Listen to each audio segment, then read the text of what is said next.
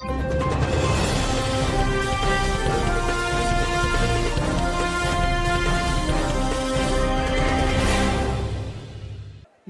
मोदी अपने आप को देशभक्त कहता हूं। मैं आपको इस स्टेज से कह रहा हूं कि नरेंद्र मोदी ने यूएस डील में हिंदुस्तान को बेचने का काम किया है। यह देशभक्त नहीं है, यह देशद्रोही है। और यह सच्चाई आरएसएस के सब लोग जानते हैं। पार्लियामेंट में तो खुल के बोलता हूं, इनके एमपी से खुल के बोलता हूं। पार्लियामेंट हाउस में आपके नेता बिक गए। एक एमपी जवाब नहीं दे पाता है, एक जवाब नहीं दे पाता है, चुप हो जाते हैं बिल्कुल, क्योंकि ये जानते हैं कि नरेंद्र मोदी को कंट्रोल डोनाल्ड ट्रंप करता है। सुनील जी, मैं आप ही के पास पहले आता हूं। राहुल गांधी ये जो कह रहे हैं, पहली बार कांग्रेस ने देशद्रोही कहा है, मुझे लगता है। अब तक किसी ने कांग्रेस के किसी प्रधानमंत्री ने, किसी बड़े नेता ने विपक्ष के, या जब बीजेपी जब रही विपक्ष में, तब भी किसी ने देशद्रोही नहीं कहा था। राहुल गांधी देशद्रोही कह रहा है। उधर नरेंद्र मोदी जो है वो ट्रंप से बात करके मान बढ़ा रहे हैं भारत का। क्या कहेंगे?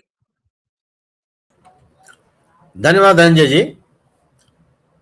राहुल गांधी ने या कांग्रेस ने भले इस शब्द का प्रयोग न किया, मुझे याद नहीं है, लेकिन प्रधानमंत्री के ऊपर देश बेचने का आरोप तो लगातार लगा रहा है।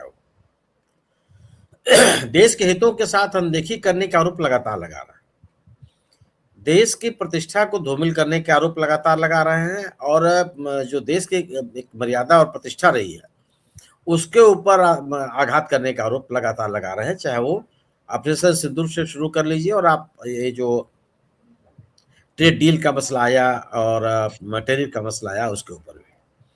पार्लियामेंट में राहुल गांधी सही कह रहे हैं, पार्लियामेंट में भी राहुल गांधी ने प्रधानमंत्री को सीधे सीधे टारगेट किया और गंभीर आरोप लगाए। तो यह शब्द भले ना प्रयोग हुआ हो, लेकिन जो जिस तरह की आक्रामकता रही है कांग्रेस की सरकार के ऊपर, और खासतौर से सरकार और कांग्रेस, अगर आप याद कीजिए तो कुछ साल पहले ही तक सरकार में तो हमला कर रही थी नरेंद्र मोदी जी, उतने टारगेट नहीं होते थे, लेकिन अब सीधे सीधे नरेंद्र मोदी टारगेट होने लगे, उनके ऊपर आरोप लगने लगा। कोरोना कैपिटलिज्म के नाम पर उद्योगपतियों को संरक्षण देने का मसला हो, यहाँ तक कि जो ये एप्स्टीन फाइल्स आई उसके संदर्भ में चर्चा हुई हो, तो तमाम तरह के आरोप लगे। और बाकायदे उन आरोपों को लेकर के संसद में काफी हंगामा भी देखने को मिला। संसद के भीतर, संसद के बाहर कांग्रेस के निशाने पे प्रधानमंत्री जी हैं, और यह क्रम लगातार बढ़ता चला जा रहा है। पहले कांग्रेस के लोग भी या विपक्ष के नेता भी नरेंद्र मोदी को टारगेट करने से बचते थे,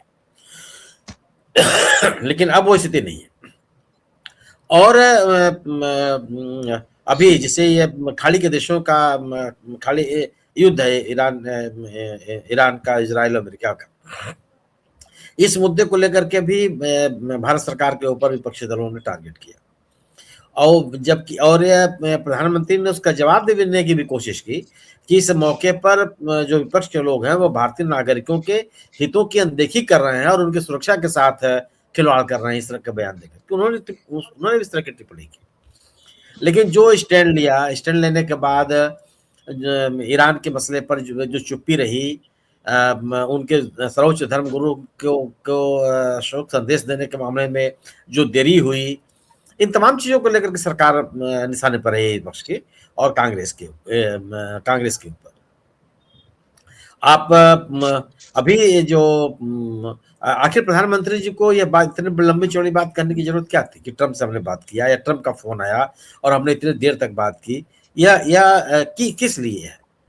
यह इसीलिए तो है कि जो आरोप उनके ऊपर लग रहे हैं कि इस पूरे के पूरे प्रकरण में वो मौन है, या उनके ऊपर विपक्ष जो कंप्रोमाइज होने का आरोप लगाता रहा है, उस आरोपों को कमजोर करने की एक कोशिश है। हालांकि इसके पहले भी जब ट्रंप से बात हुई थी प्रधानमंत्री जी की, तो उसका उन्होंने लंबा चौड़ा ट्वीट किया था, एक्स पर लिखा था, फिर लिख रहे हैं वो। लेकिन ये बात तो कही जा रही है ना। और वो जब इस युद्ध के शुरू होने के पहले 28 फरवरी को प्रधानमंत्री की यात्रा हुई इजराइल की, उसको लेकर के भी लोगों के मन में नाराजगी, लोगों ने आलोचना की, गंभीर आलोचनाएं की उनकी। तो ऐसा नहीं है कि ये पहली बार हो रहा है।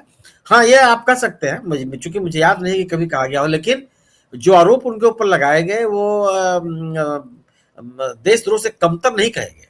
अगर आप देश बेचने का आरोप आपके ऊपर लग रहा है, देश के हितों की अनदेखी करने के आरोप लग रहे हों, डिप्लोमेटिक मामलों में चुप रहने या अमेरिका और के दबाव में काम करने के आरोप आपके ऊपर लग रहे हो, तो ये क्या देशद्रोह से कम है?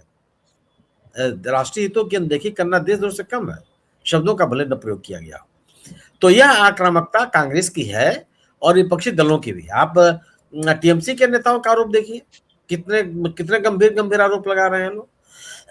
पश्चिम बंगाल के चुनाव में भी और उसके अलावा भी खूब आरोप लग रहे हैं।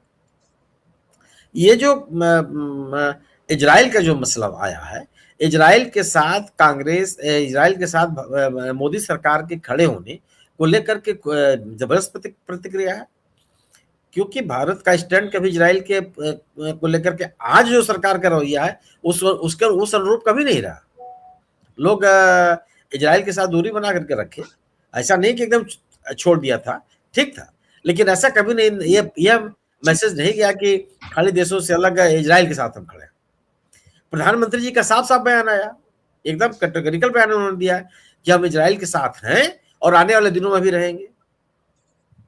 इन चीजों को लेकर के देश की सिविल सोसाइटी में भी गंभीर प्रतिक्रिया हुई।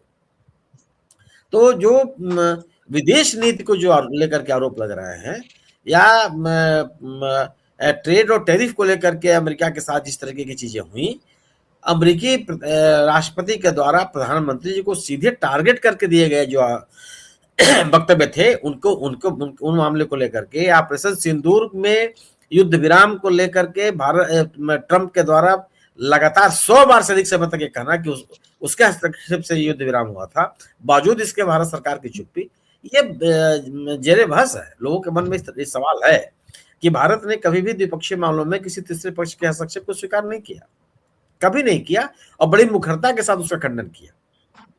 यहाँ लगातार ट्रंप बोलता चला जा रहा है और प्रधानमंत्री चुप है। एक बहुत ही टेक्निकल सहारा लिया जाता है कि नहीं, हम तो कह चुके हैं कि किसी भी देश का कोई हस्तक्षेप नहीं, कोई मध्यस्थता नहीं।